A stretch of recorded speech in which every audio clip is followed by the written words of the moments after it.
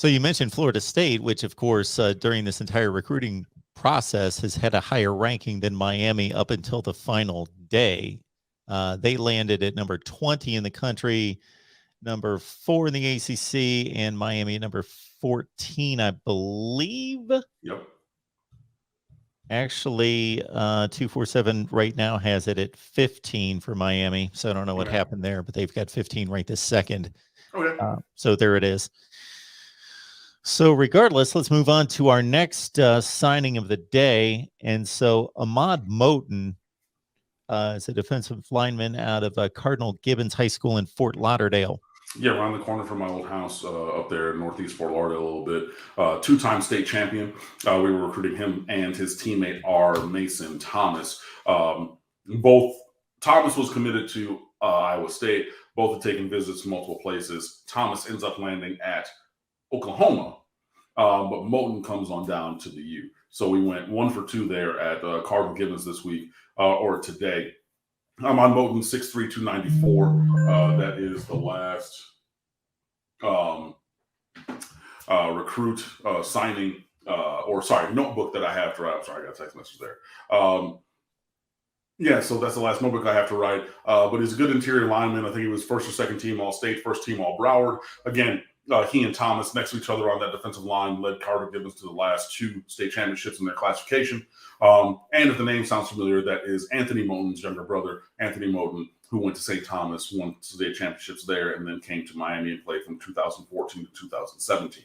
So there's family legacy there. Obviously, another defensive tackle in the family. So he has that kind of legacy of family of big people, and they play inside. Mario Cristobal was very effusive of his praise for Moten being an athletic 3 technique, an interior lineman for the future of the program, which is perfectly fine. Then we obviously need interior linemen.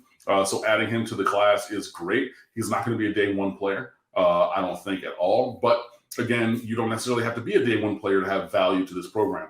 And, Moten, with the family name and also with the pedigree of coming from Cardinal Gibbons, who, again, has won the last 2 state championships in their classification, is pretty good. And that's a good gift for Miami.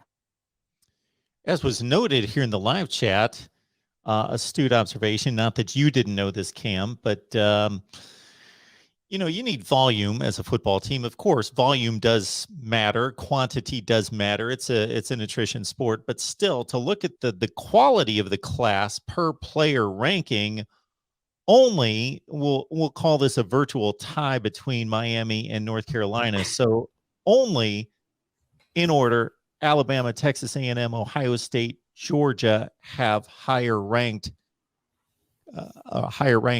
per player rating than Miami. Yeah. I mean, again, this is the thing that we've talked about all the way through. The quantity was low, but the quality is unassailable. And like I said, because when Mario took over, Miami was in the 70s, give or take, in terms of class rating, and in top 15, and we were already top 20 before these 4 commitments today, and I just quote tweeted somebody saying that, and it says, "Is that good?" And somebody hopped in, then I mentioned, said, "No, if you're trying to win championships and blah, blah, blah." And I was like, missed the point.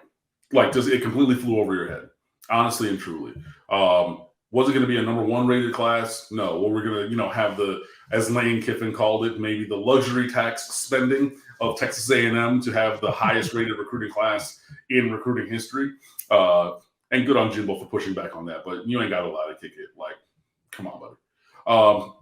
No, it was never going to be that. But you would have bitched and complained if you're a Miami fan if it would have been if we would have stayed in the 70s or only improved up to the 50s. You got top 15, 1-5 with a number 5 overall per player average. You know what I mean? So you get improved quantity from what it was and unassailably great quality.